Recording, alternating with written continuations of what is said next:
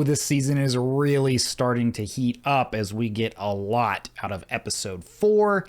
H is for hero. Bit of a side note, but has everybody else noticed that the logo for this show is getting bloodier and bloodier as each episode progresses? It's pretty cool.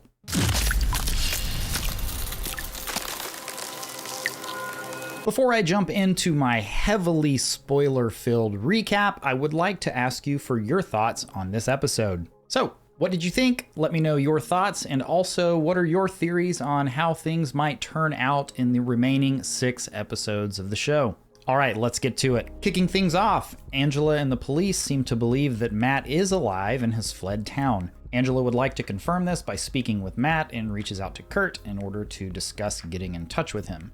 While Kurt is at the station, he appears to fumble through questioning, leading us to believe he is lying about the whole thing. Dexter sees Kurt talking to a young girl at a diner and observes with a look of curiosity and suspicion. Seems like Dexter might be onto him. We then see Harrison in the school bleachers listening to Molly Park's podcast on the Trinity Killer, and we hear her recount the death of his mother and about how messed up that child must be now.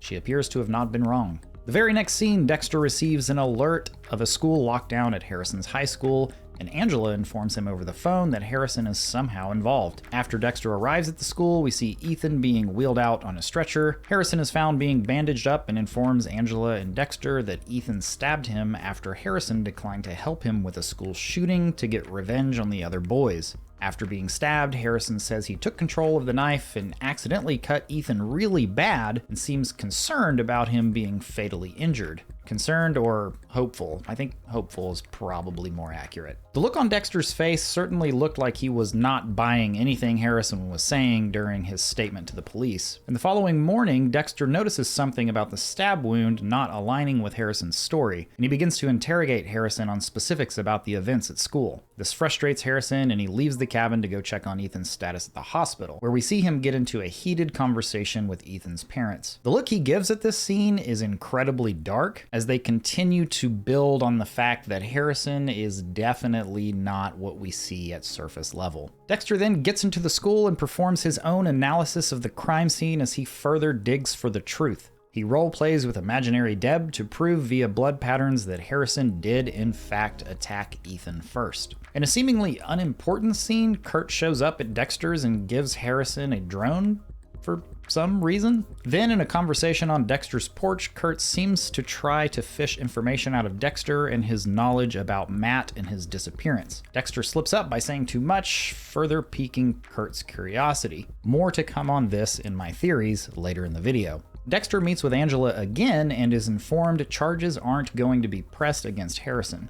Angela says that Ethan is claiming that he never stabbed Harrison and he only remembers being attacked. Because of the evidence found in Ethan's backpack, the police don't believe him and are not suspicious of Harrison at all. Molly Park then provides Angela with pictures of Faith Darwis, which was one of the missing girls on the board in Angela's office. These pictures show that Faith is just a runaway, but Molly was unable to find whereabouts on 2 of the other girls and believes they are truly missing. Angela tells Molly about her best friend Iris going missing in high school. Molly offers to help with the missing girls, and Angela accepts her offer. Back at the diner, Kurt is asked to get rid of a girl squatting in the entrance, and he offers her a job at the diner, which she declines. We see Kurt driving the girl at the end of the episode back to his place and taking her to the cellar under his home, the same place we saw the last girl's attempted escape. I told y'all it was Kurt!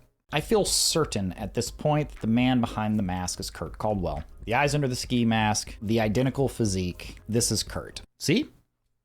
I told you.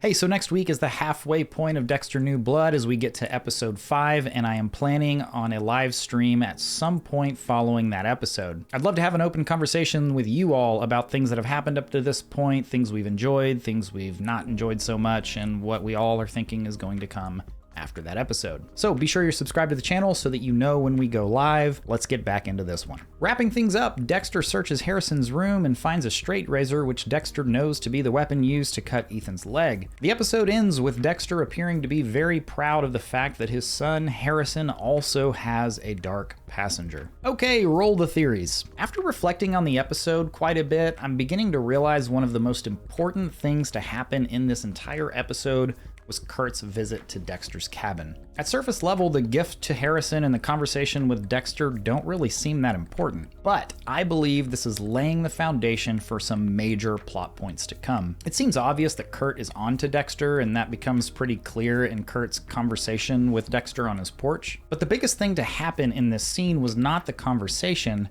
but was actually the gift to Harrison. I'm thinking this drone is bugged and is going to give Kurt the ability to listen and potentially see what's going on inside Dexter's home. My theory is that Dexter and Harrison are going to end up bonding over their dark passengers, and Kurt will be able to eavesdrop on all of it. But the theory does not stop there. As most of us have been saying all along, Kurt has been shown to be the one responsible for the missing girls, or at least a major player in what's going on there. And based on his age, I'm guessing he's been doing this for a very long time and is probably also responsible for Angela's friend Iris going missing all those years ago. What's going to happen in this storyline? Well, there's a lot of theories out there, ranging from Dexter finds out and he kills Kurt, or Dexter and Harrison work together and kill Kurt, or just Harrison kills Kurt. I have a very different theory that aligns more with what happened in the book series. In the final installment of the book series, Dexter is arrested and charged with murder, ironically for a crime that he didn't actually commit, and his brother Brian